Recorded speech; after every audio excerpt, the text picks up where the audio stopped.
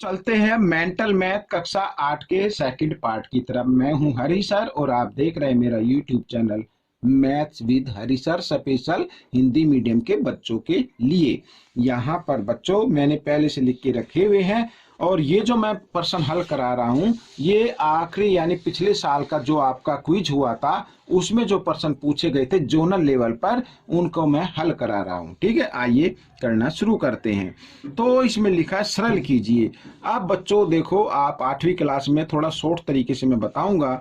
अब यहाँ पर 64 है तो यहाँ पर एक ऐसी हमें संख्या लिखनी है कि वो यहाँ पर जो इसकी घात है ना 1/3 इस 3 से मैच करता है।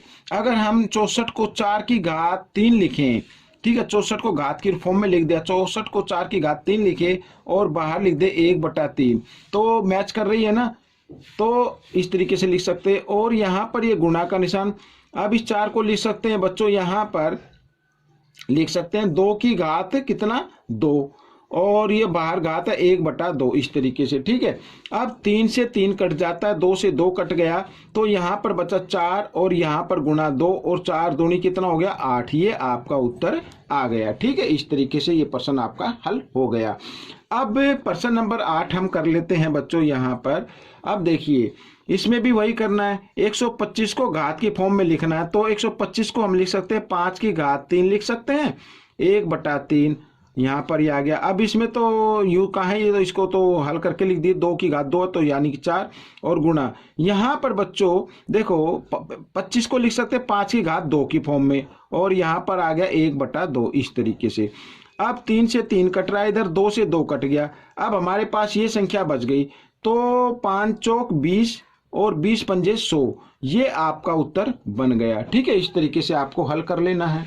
अब बच्चों आइए प्रश्न नंबर 9 कर लेते हैं। देखिए 9 के अंदर भी कोई ज्यादा मुश्किल नहीं है। यहाँ पर x का मान ज्ञात करना है, x का मान। तो देखो ए की घात दिया हुआ है घटा x/2, ये घात दी हुई है और बराबर यहाँ पर देखो 1/a की घात 4 लिखी है। अगर मैं इस संख्या का व्युत्क्रम कर देता हूँ, ये मैंने व्युत्क्रम कर दिया, ए को ऊपर लिया, एक नीचे लिखने की जरूरत होती नहीं। तो व्युत्क्रम करने पर घातें क्या हो जाती है, घट जाती है बच्चों।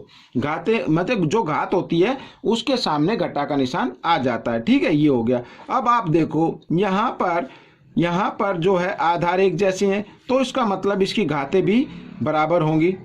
जब आधार बराबर आ गए तो घात भी क्या होती है, बराबर होती है। तो x/2 बराबर घटा 4। ठीक है, यहाँ से हमें x का मान निकालना है तो घटा x बराबर घटा 4, इधर 2 किस रूप में, भाग के रूप में, इधर आकर गुणा के रूप में आ गया। घटा से घटा का निशान काट दिया तो x बराबर 4 दूनी 8, ये आपका उत्तर आ गया। ठीक है, अब अगला प्रश्न कर लेते हैं, प्रश्न नंबर 10। यहाँ पर देखो अब 4 को फिर घात के रूप में लिखिए तो 4 को लिख सकते हैं 2 की घात 2 और यहाँ पर 1/2। ठीक है, लिख सकते हैं ऐसे और जमा।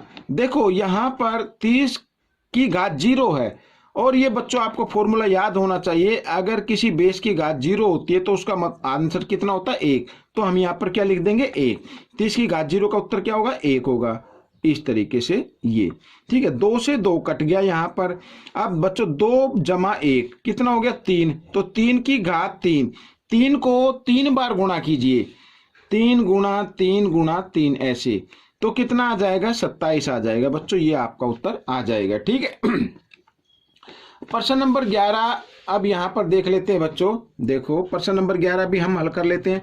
ए का मान ज्ञात करना है। अब ए का मान ज्ञात करना तो यहाँ पे तो ये प्राइम नंबर लिखा है तो इसको हम यूं क्यों लिखेंगे 3 की घात 3a। ठीक है, बराबर। अब यहाँ 27 है, अब इसको लिख सकते 3 की घात 3 के फॉर्म में।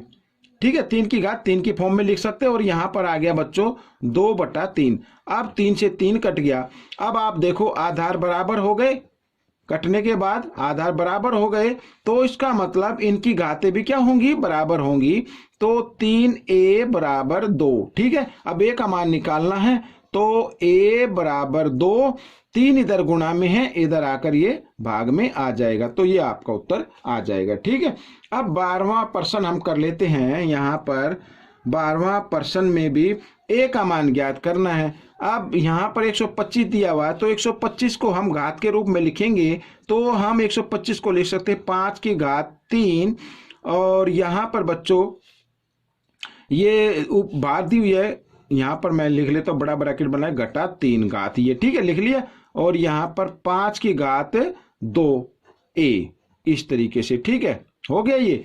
अब बच्चों देखो आगे बढ़ा लेते हैं 5, तो एक घात अंदर है एक घात बाहर है, जब ऐसे आती है तो घातों को क्या कर देते, गुणा कर देते हैं, तो 3 तिया 9 हो जाएगा बच्चों इस तरीके से, और यहाँ पर 5 की घात 2a बन गया, ठीक है। अब हमें देखो आधार बराबर आ गए तो इसका मतलब इसकी घातें भी क्या होंगी, बराबर होंगी। ये बच्चों 2a है, ठीक है ना, 2a, तो हमें निकालनी है a की वैल्यू, तो 2a बराबर घटा 9, और a का मान निकालना है तो घटा 9, 2 इधर गुणा में इधर आकर ये भाग में आ गया, तो ये a का मान आपका आ गया। अब प्रश्न नंबर 13 कर लेते हैं। यहाँ पर प्रश्न नंबर 13 में लिखा है x का मान ज्ञात कीजिए।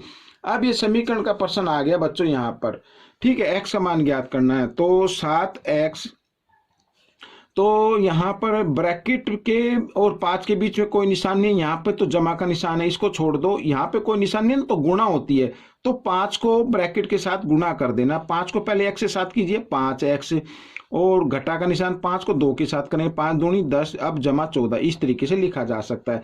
अब x वाले जो पद हैं उनको आप ले आए इधर बाईं तरफ, तो इधर आकर देखो ये तो बाईं तरफ है पहले से ही, यहाँ पर ये दाईं तरफ है, इसको जब इधर लेके आएंगे तो इसके सामने कोई निशान नहीं, जमा का है, और जमा का इधर आकर वो घटा में बदल जाता है, बराबर, और ये जमा घटा घटा हो जाते हैं, 14 में से 10 घटा देंगे तो कितना आ गया, 4 आ गया। अब यहाँ पर भी घटा ये जमा घटा हो गए, 7 में से 5 गए तो 2x आ गया बच्चों, और बराबर 4, ठीक है। तो x का मान निकालना, x बराबर 4, और 2 इधर गुणा में इधर आकर भाग में, तो 2 से इसको काट दिया, 2 दूनी 4, तो x का मान बच्चों आपका आ गया 2, ठीक है। ये प्रश्न भी आपका हल हो गया। तो बच्चों ये पार्ट भी आपका कंप्लीट हो चुका है। आपको ये कैसा लगा, अच्छा लगा तो इसे लाइक जरूर कर देना बच्चों। लाइक करने के लिए कुछ नहीं करना, आपको जो वीडियो देखते हैं उसके नीचे लाइक का बटन होता है, आपको सिर्फ टच कर देना। अगर मोबाइल से देखते हैं, कंप्यूटर लैपटॉप से देख जाके क्लिक कर देना, सब्सक्राइब जरूर कर देना। मिलते अगले भाग में, और आप सभी बच्चों का बहुत बहुत धन्यवाद मेरी वीडियो को देखने के लिए।